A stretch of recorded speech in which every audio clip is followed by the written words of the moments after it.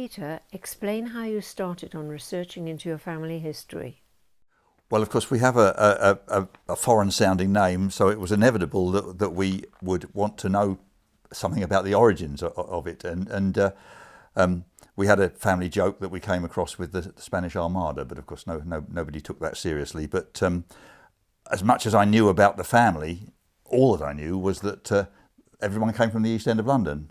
We lived on the borders of Essex and London, and nobody had moved very far. But and that was about as far as it went, and we felt very English. When did you start to research your family history? Well, I started to research into the family, probably more than 50 years ago, I should think. I was working at the time in central London, in the Holborn area, and it just happened that a lot of the national records were kept in archives fairly close to there. The central records of births, deaths and marriages, for example, were still in Somerset House at that time. That was just a short walk from my office, and the census records were just around the corner, really, 5 minutes walk away. Did you quickly find where your family originally came from? It took a very long time to find, years really. As I went back through the generations, and with a name like Ferdinando, it wasn't too difficult moving back. Everyone was still in the East End of London, generation after generation. I spent a lot of time ploughing through paper records, some original ones. I remember one memorable Easter bank holiday that I spent most of in a garret in St Matthew's, Bethnal Green, looking at the enormous, dusty old parish records, making a note of every Ferdinando that I saw, and on the variants as well, because with a name like that, I can afford to do it. My mother's name is Smith, so that's quite different. And it was several years before I began to see a different pattern emerging. When I finally managed to trace the origins of the family, to cut a very long story very short, they were Sephardic Jews from Portugal. My great-grandfather, Antonio Fernandez Carvajal, who was sometimes known as Antonio Ferdinando, was born into this Jewish community in Portugal. Perhaps worth saying a word about the word Sephardic. The Sephardic community of Jews are largely the Jews coming from Spain and Portugal, originating in Iberia, in Spain and Portugal, as opposed to the larger group of the Jewish population in the world at large, who are Ashkenazi, coming from Eastern Europe, from Russia, Poland, and countries such as that. Antonio was born in about 1590 or in the 1590s, probably in a small town called Fundão in central Portugal. It was a cloth-making town. There was quite a substantial Jewish population there, and in fact there had been a large population of Jews in Spain and Portugal for centuries. 100 years before Antonio's birth, or about then, the Jews had been forcibly converted to Roman Catholicism. But many of them, including Antonio's family, had maintained their adherence to the Jewish faith in secret. They worshipped in their own homes, keeping it as quiet as possible, so that the authorities didn't know. I'm very lucky that because Antonio later on became a leading figure in the Jewish community in London and a prominent merchant, he left behind a great deal of documentation. And over 100 years ago, the leading Anglo-Jewish historians of the time did a lot of research into his early life, or his life in London in particular, and wrote a great deal about it. There was a great deal of published material, mainly in the archives of the Jewish Historical Society of England, and as a result of that, I was able to feed into those records, and without having to go back to the original records, which I probably wouldn't have been able to have access to, or at least not easy access, I was able to find a huge amount about him, and I was able to tap into that. When did Antonio leave Portugal? Well, in Portugal, which was as I say, under effectively Spanish rule, because at the time of Antonio's birth, Portugal was subject to the Spanish monarchy. The Inquisition had been set up by the Catholic Church primarily to, as it were, weed out the secret Jews. Many of the Jews, as I've said, were adhering secretly to their Jewish religion, but were ostensibly Catholics, claiming to be Catholics, as it were, publicly. And the Catholic authorities saw this as heresy, and in fact the Inquisition was initially set up to search them out, to find them out. The Inquisition was doing a lot of work in the first 2 or 3 decades of the 17th century, chasing down Jews, as it were, seeking out the secret Jews, and this led to a mass migration of Jews out of Portugal at the time, and it appears that Antonio was part of that migration, either as a child or as a young adult. I don't know precisely when. He moved first to the Canary Islands, where there was already a small group of Sephardic Jews, and he joined that, and I guess that was the attraction for going there. He began to establish himself there as a merchant, trading internationally and to acquire some property, and over a few years became part of quite a substantial group of wealthy Sephardic Jewish merchants based in the Canary Islands. What brought Antonio to London? Well, by about 1631, when he would have been in his early to mid-30s, the Inquisition had discovered that there was a hidden Jewish population, as it were, in the Canary Islands, and they started to move against them. And so Antonio decided to move on again, initially to Rouen, which is a city in northern France, where there was already a small community of Jewish Sephardic merchants. In France, there was no Inquisition, but nonetheless, it was still necessary to hide Jewish identity. France, of course, was a Catholic country, and certainly at that time, a very intolerant Catholic country. It didn't tolerate any sort of deviance from the Catholic religion. And so, consequently, the Jewish population of Rouen, for example, certainly had to continue to hide their French identity. Early in 1633, that's perhaps a couple of years after he first got there, Antonio was included in a list of 30-odd alleged Judaizers, that's followers of, secret followers of the Jewish religion, and decided again that it was safer to move on. This time to London, where again there was, as in Rouen, a small population of Jewish merchants hiding their Jewish identity from the authorities. Why was it necessary for the Jews in London to hide their Jewish religion? Jews had been banned from England since 1290, when Edward I formally expelled all Jews from the kingdom, although a small number had always managed to evade the ban. And of course there was a lot of anti-Semitism in London, as indeed in most European cities. For example, from London's merchant community, who saw foreign merchants in the city as rivals, effectively.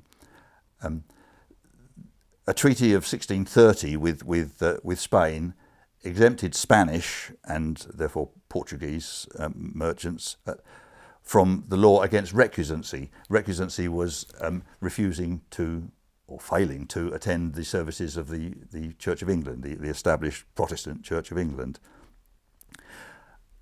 And because of the treaty of Spain, treaty with Spain, excusing Spanish citizens from that, it was natural for the Jews in London to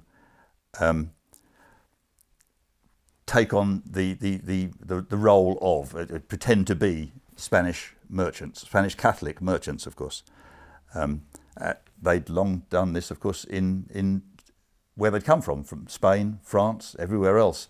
That was their pretense. They were pretending to be Catholics. Antonio followed this pattern.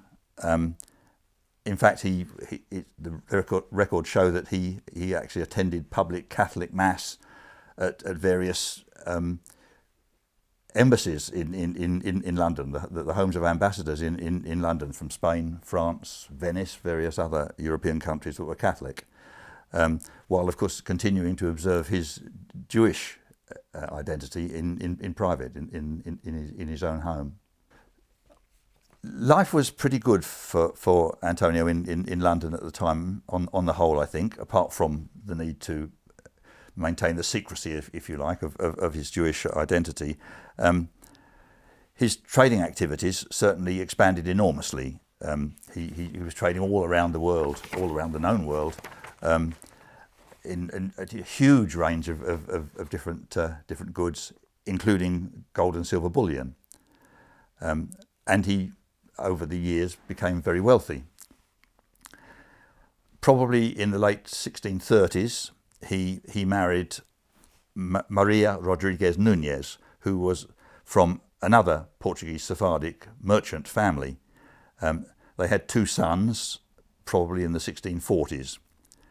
The early Jewish community in London was concentrated on the eastern side of the city, particularly around Aldgate and Leadenhall Street, and that's where Antonio lived. First in Leadenhall Street, first in Creechurch Lane, which is a turning off of Leadenhall Street, and then in Leadenhall Street itself. And in fact, the first slide I've got shows a map of London 1658, which is about contemporary with Antonio, and it shows the locations of Carvajal's houses in Creechurch Lane, which was marked with a little B, and Leadenhall Street with an A. And it appears that the Jewish community in London held secret worship in a house in Creechurch Lane, probably Antonio's house. And in fact, the first rabbi of the secret synagogue, because it was effectively a secret synagogue there, was a cousin of Antonio, whom he brought over, especially for that purpose, from Hamburg. The Civil War had a massive impact on Antonio, as on everyone else at the time. It's clear from the documentation that Antonio favoured the parliamentary side against the royalists. Perhaps this was because Puritans tended to be sympathetic to the Jews, who they saw as the people of the Old Testament, of course, although, to be frank, it may simply have been a pragmatic merchant's instinct to go with the winning side. Could have been either. He certainly supplied grain to the Commonwealth Army, and his overseas trading contacts, which he built up over the years, made him a very useful source of intelligence to the parliamentary government. He had dealings with the Cromwell's Secretary of State, who was effectively head of the civil service. I've actually got an example of his signature that I can show on the next slide, and this comes from a petition that he presented to government seeking protection for his business interests. He did this quite often, and he was also a very litigious man. He defended what he saw as his rights in court, and either initiating or defending cases many times over the years. And as a result of that, by the 1650s, he'd become a man of some considerable influence. In 1655, he and his 2 sons, who were then probably in their teens, were the first Jews to be granted what was called indenization to England. That's a sort of modified form of naturalisation which was available at the time. That actually was the justification for the leading Anglo historian writing in the late years of the 19th century to describe him as the first English Jew, because he and his sons were in fact the first Jews to receive that particular privilege. The first English Jew is perhaps egging it a bit. It's historically not terribly accurate, but it made a darn good title for an article. London's Jewish community was greatly affected by the Commonwealth period, which of course is the period of a decade or so following the Civil War. And Antonio Fernandez Carvajal, my great-grandfather, was right at the heart of it. He was one of a small group of Sephardic Jewish merchants who petitioned Cromwell in 1656 to be allowed to worship openly as Jews. And the next slide actually shows a copy of that petition with Carvajal's signature there. The form of his signature there is actually Abraham Israel Carvajal rather than Antonio. And this is the first time that he actually in public used the name by which he was known within the synagogue. It was the practice for the all the Jews within the community to adopt a different forename, with always an Old Testament name, and Abraham Israel was the names he used. After some discussion, Cromwell allowed this petition, and so effectively overturned the expulsion that Edward I had imposed on the Jews 366 years earlier. Carvajal, very shortly after that, leased a building in Church Lane, which became the first publicly acknowledged synagogue in England for many centuries. And a couple of months after that, he leased some more land at Mile End, to the east of the city, which became the first Jewish burial ground in England. Only about 3 years later, he was one of the first people to be buried in that burial ground when he died following an unsuccessful operation for removal of a stone, probably from the kidney. This slide shows a picture of the Sephardic burial ground in Mile End, and in the view of it, towards the back, you can see one grave which is raised, whereas all the others are flush with the ground. That's Antonio's grave. Perhaps worth saying a word about the gravestones. The practice at the time within the Jewish community was for all the gravestones to be flush with the ground, to be flat, and that had the long-term benefit, although I'm sure they didn't foresee it at the time, of preserving the inscriptions for much longer than they would otherwise have stayed there, because grass grew over the flat stones. Consequently, when I saw the burial ground in the 1980s, it was possible to read quite a lot of the inscriptions. It wouldn't have been if they'd been exposed. The downside of that, of course, is that they had been opened up and consequently exposed to the elements. So that, I imagine by now very few of those inscriptions can still be read, which is rather sad, but nonetheless is an interesting sideline. Antonio's is the only grave which is not like that.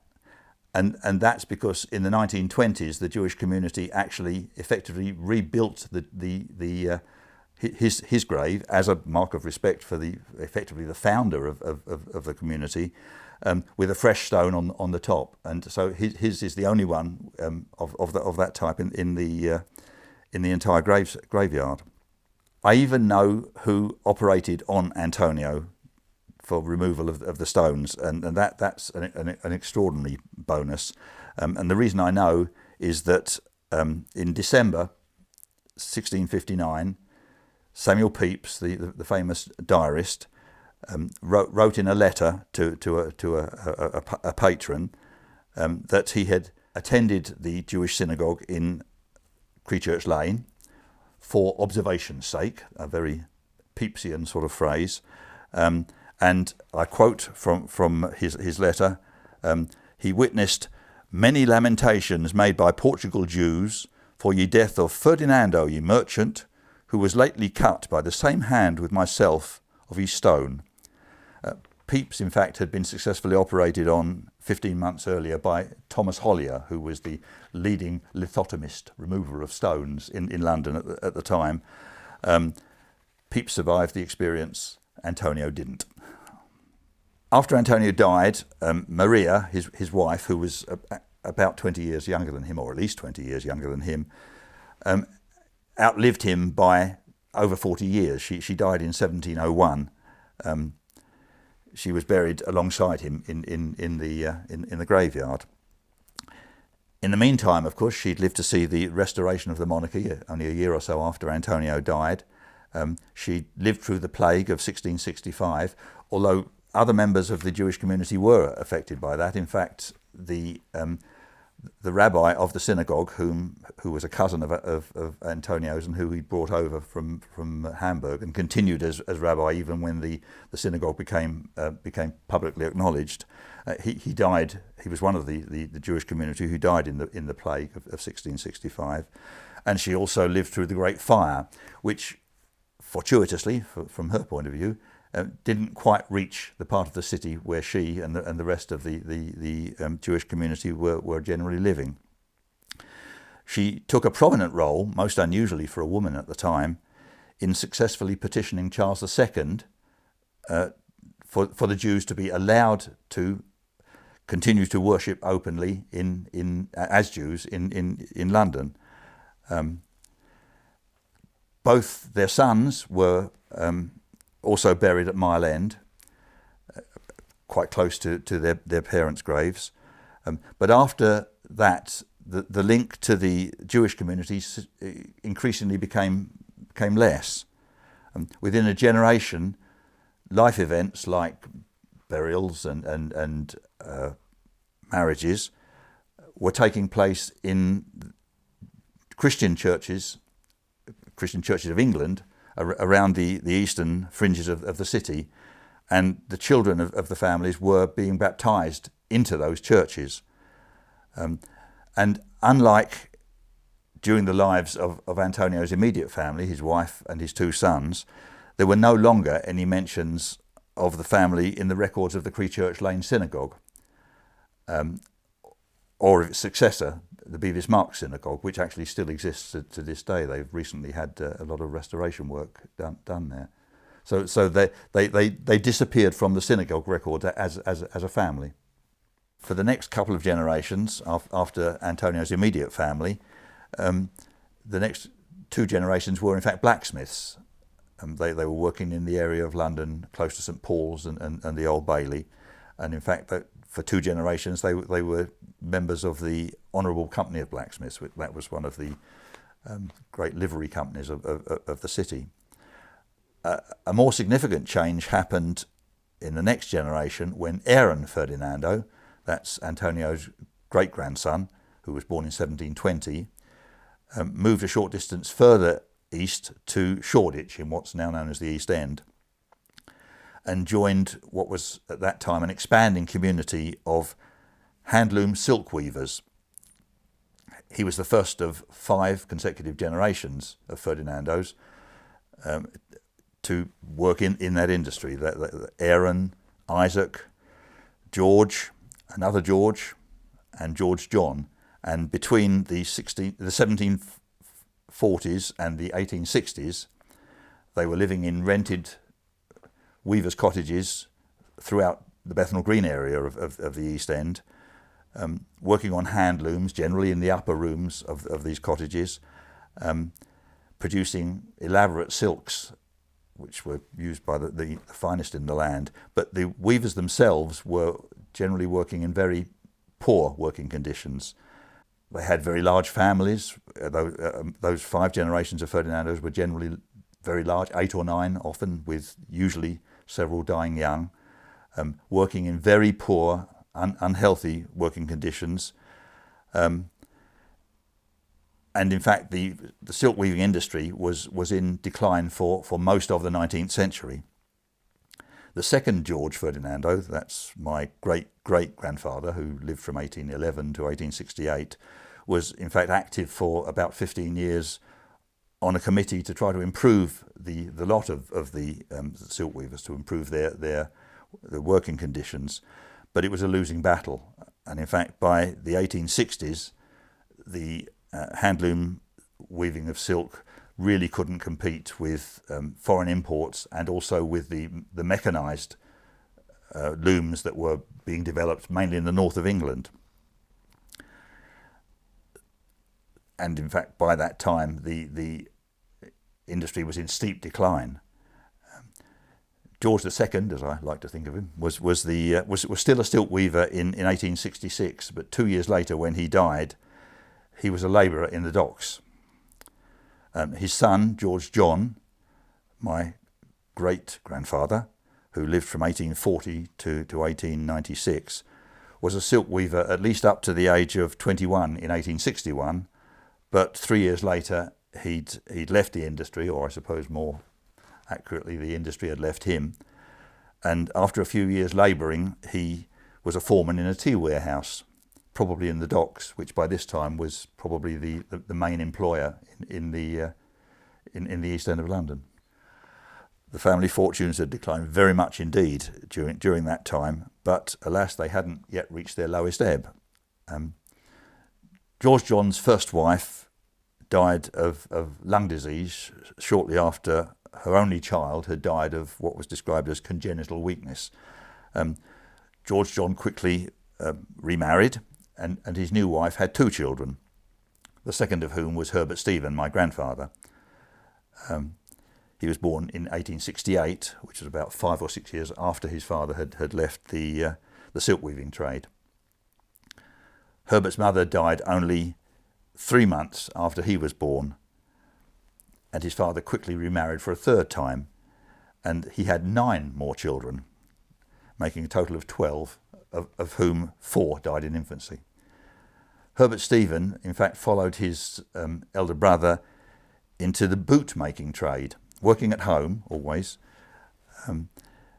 He married a few months before his 18th birthday, and his wife Elizabeth Mary Ann Clenshaw was 21, but they both gave their ages 20 when they were married. They had 7 children between 1887 and 1899, 2 of whom, 1 boy and 1 girl, died in infancy, and that left 5 brothers who survived into adulthood, though one of them, in fact, my Uncle Tom, who was the 3rd brother, died in his early 20s while serving in the Royal Army Medical Corps in World War I, but he died not of wounds, but of tuberculosis. The youngest child, that's William Frederick Ferdinando, that's Will, my father, was born in November 1899, still about 6 weeks before the end of the 19th century, and still in Victorian times, of course. He was born in a 2-room Bethnal Green tenement where Herbert carried out his boot finishing trade as well as bringing up 5 sons. I'm fortunate to have a picture actually of the tenement block where my father was born in 1899. It's Quinn Square Buildings.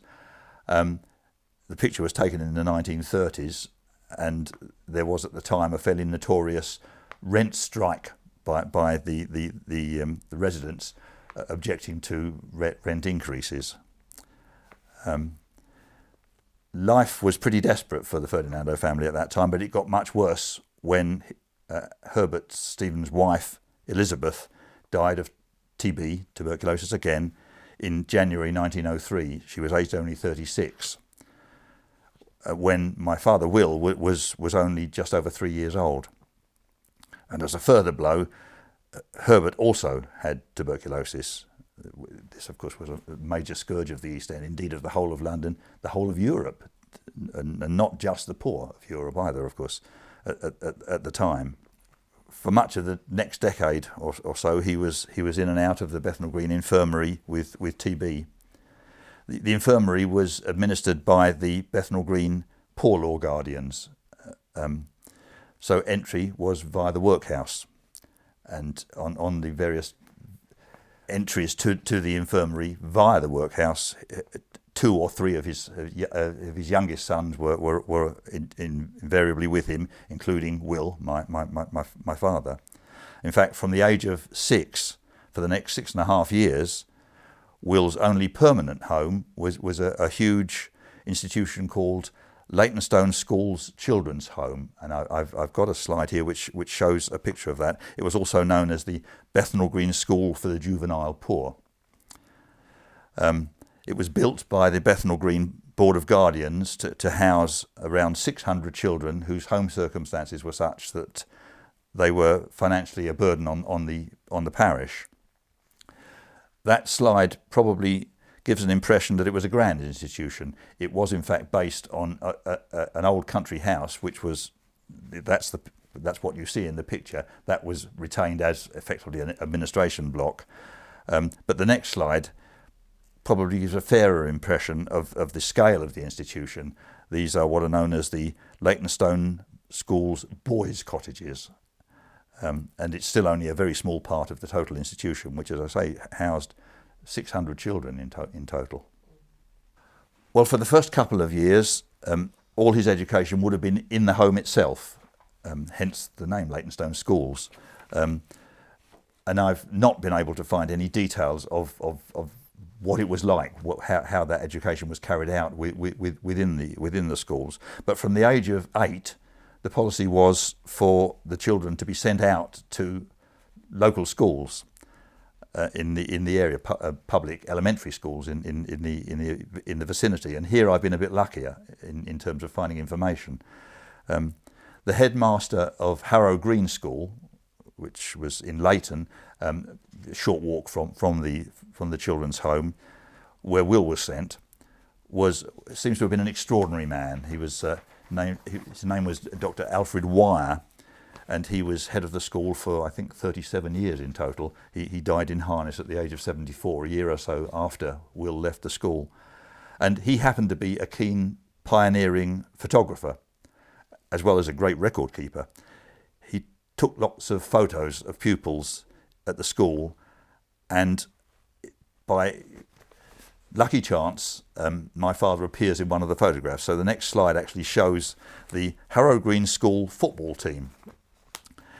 This was in 1913, with Will front right, sitting next to the teacher. This is actually the earliest picture that exists of my father. Until the age of 13, he had no pictures taken that I know of. The reason for the photograph was that the team had won a local schools inter-schools competition, and the final match even got a report in the local newspaper, and Alfred Wire kept a cutting of this in his record, and I've been able to take a copy of that. It's quite extraordinary. It was a good match apparently, and they won. Will's father, Herbert, eventually died of TB in 1913. He was only 43. But in fact, none of his sons had lived with him for several years prior to that. So Will would really never have known anything remotely like a normal, what we would regard as a normal family life. And when he eventually left the home in 1913, at the age of 13, he simply moved from one institution to another. He moved to the naval training ship Exmouth, which was run by the Metropolitan Asylums Board, to accommodate 450 boys from poor law institutions around London, to train them either for the Merchant Marine or the Royal Navy. I've got a picture actually of the Exmouth, the ship on which he trained. It was moored about halfway down the Thames between London and the North Sea, near Grays in Essex.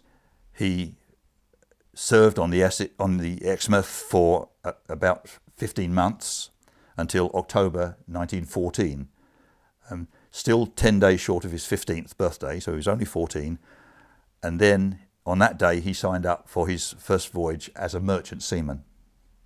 Of course, World War I had started only a very short time before he joined, and it impinged hugely on him. The role of the merchant marine throughout World War I was to import food and supplies to the nation and to move troops. And Will was involved in both sorts of activities. There was inevitably huge danger involved. During the course of World War I, 3,000 British merchant ships were sunk, and 15,000 merchant seamen lost their lives during the course of the war. In fact, after the war, George V recognised the essential role of the merchant navy, merchant marine as it was then called, in serving the country by naming it as the Merchant Navy. So despite being not quite 15 when he joined, well below the age when he could legally have joined the armed forces, Will certainly saw war service. I'm actually lucky to have inherited what's known as his continuous certificate of discharge, which effectively was the merchant seaman's passport for that period. And I've been able to find more records also about his voyages and some photographs of some of his ships. And I can show in the next slide a copy of the continuous certificate of discharge, which shows that he served for 3.5 years, almost to the end of the war. He sailed on 4 different ships during the course of that time to South America, including around Cape Horn, India and Australia, as well as Europe. He served as a Marconi listener, then a deck boy, and then eventually as an ordinary seaman. He was still only 18 when he signed off. And within a month of that, in April 1918, he was called up as a sapper in the Royal Engineers. The war was still on at that stage, of course. And he worked as a seaman in the Docks and Waterways unit in the canals of Belgium and Germany. He was finally discharged after the war in April 1920 and received, as a result of his service both in the Royal Engineers and the Merchant Navy, the Mercantile Marine Medal, the British War Medal and the Victory Medal, and I've got all those medals. Within 3 months of leaving the Royal Engineers, he'd joined the relatively newly formed RAF, and he served 6 years as a rigger on ground maintenance. My dad never spoke a word about his early life at all. He was a very private man, and given the traumatic, institutionalized nature of his early life, who can wonder that he really didn't want to talk about it. It was only long after he died that I inherited some of his papers and was able to use these as a starting point to do quite a lot of research into his life, both in the children's home and in the Merchant Marine. Only one anecdote survives from his time in the Merchant Marine, and that inevitably came from my mother. On return from one of his trips to South America as a teenager, he'd brought back a marmoset in his coat pocket to what was then his home base, and it apparently slept in the oven, which I sincerely hope was switched off at the time. That home base was the house of a William Thomas and Charlotte Annie Smith and their 2 children in Manor Park, and I've got a picture that you can see of that with the 2 children standing outside. The Smith family and Herbert Stephen Ferdinando had been neighbours in Bethnal Green around 1906, when Herbert was struggling to bring up his family and cope with his tuberculosis. And when the Smiths moved further east to the newer development in Manor Park, which is several miles east of the city, they continued to keep in contact with all the Ferdinando brothers, and their home effectively provided a substitute home that their father was unable to provide. William Thomas Smith, in fact, wasn't much older than the eldest of the Ferdinando boys, and the link between them may be part of the reason why he and the eldest 3 boys all served in the Royal Army Medical Corps. In fact, the 3 eldest brothers had joined the Royal Army Medical Corps, the RAMC, some years before the start of World War I.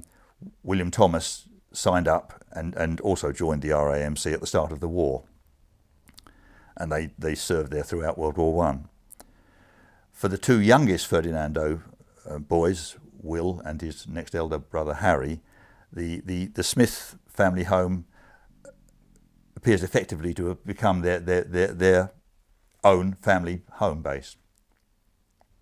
After he left the RAF in 1926, he finally entered civilian life at the age of 26, and he returned to live with the Smith family in their home in the family home in Manor Park. It's clear that although the Smiths had themselves come from humble beginnings in Bethnal Green, in fact William Thomas himself was a tea packer before and after his service in the RAMC, and his father had actually been a dock labourer. They were nonetheless a rather different sort of family from the Ferdinandos. They'd managed to buy their own house in Manor Park, which was a much newer and smarter area at the time than Bethnal Green. So they clearly had resources beyond what was merely necessary to survive, which is certainly as much as the Ferdinandos had ever managed. And this is, for example, confirmed by the fact that there are early studio photographs of the two Smith families and of the family as a whole. And the Ferdinandos certainly never were able to think of anything as, if you like, luxurious as having their photographs taken in a studio. And they even took holidays, which again the Ferdinandos could never have dreamed of taking, on some of which Will was actually included while he was on leave from the Royal Engineers and the RAF. So while the Smiths were still very much a working class family, they were relatively comfortable, certainly much more so than the Ferdinandos. And so living in that home would have been a totally new experience for Will. William Thomas Smith, in fact, himself died in 1928, again of TB, aged only 46. And as an aside, that meant that by that time, 3 of my 4 grandparents had all died of tuberculosis in their 30s and 40s, long before I was born. His widow and 2 children, now both in their early 20s, continued to live in the house in Manor Park, where in fact my grandmother continued to live until she died 36 years later. But Will Ferdinando moved into digs nearby. One suspects that a man in his late 20s living in the same house as my mother in her early 20s by this stage, and they were something of an item by this time, was probably not really practical. And so, but he still lived close by in digs. And after a couple of short-time jobs, after he left the RAF, he joined the GPO, the General Post Office, initially as a postman in inner London, and then as a sorter working in the London headquarters, close to St Paul's, in which in fact he continued in for the rest of his working life as a sorter. Throughout, for example, my childhood, he was that was his occupation. He continued in that job until 1958, in fact, when he retired on health grounds, and he was awarded the Imperial Service Medal. I don't think he thought very much of the honour that was bestowed upon him, but I have the medal, but didn't even know about its existence until long after he died. Will stayed very close to the Smith family indeed throughout this period. In fact, in 1932, he married the eldest Smith child, my mother, Charlotte Keziah, who was born she was about 4 years younger than him. And they managed to buy a new house in Rush Green, which is a newly developing suburb in Dagenham in Essex, close to the eastern borders of London. They had 3 children, of whom I was the second, born in their house, in the downstairs front room of their house in the early years of World War II. I've got a slide of the family sitting in the back garden of 69 Laurel Crescent, as it was. Will was prone to ill health throughout his adult life, as he had inherited the TB, which had killed both of his parents and his father-in-law. But it wasn't TB which killed him, it was cancer, and he died a few years after his 61st birthday. In fact, he'd lived far longer than most of his ancestors, certainly all his male ancestors, but still dying very young by modern standards, of course. He'd seen his life evolve from abject, institutionalised poverty to a relatively comfortable, though by no means wealthy, family life, in which he was able to own his own house and bring up a family which, by the working class standards during and after the war, was stable and secure.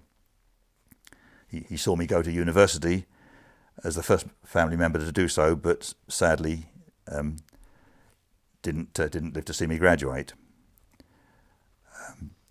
I went to university on a scholarship, of course. His salary would never have been enough to, pay my way through university. although it would have been completely unlike him to say so, I think he took pleasure in the fact that I was at university, and would have enjoyed the fact that I was able to go on to a sort of career that neither he nor any of the preceding generations of Ferdinandos could possibly have imagined.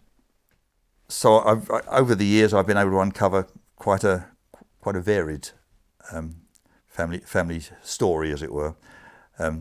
Covers close to 500 years and 15 or 16 generations, including some before Antonio. I know a little of his descent within Portugal, and 2 generations after my own, of course. It ranges from 16th century Portuguese Jewish community hiding their Jewish faith from the Inquisition, and growing up in a single generation to a position of great wealth and influence in the London merchant community, through 5 generations of the Spitalfields silk weaving industry, famous but declining at that time, and reaching rock bottom in the poor law institutions of the East End of London in the late 19th and early 20th centuries, before gradually re-establishing a stable and productive life in the 20th century. It's a story I'm very proud to be part of. In fact, I've written up stories of both my 8 great-grandfather Antonio Fernandez Carvajal and my immediate parents in a couple of booklets, which I'm very happy to show it to anybody who'd be interested in seeing them.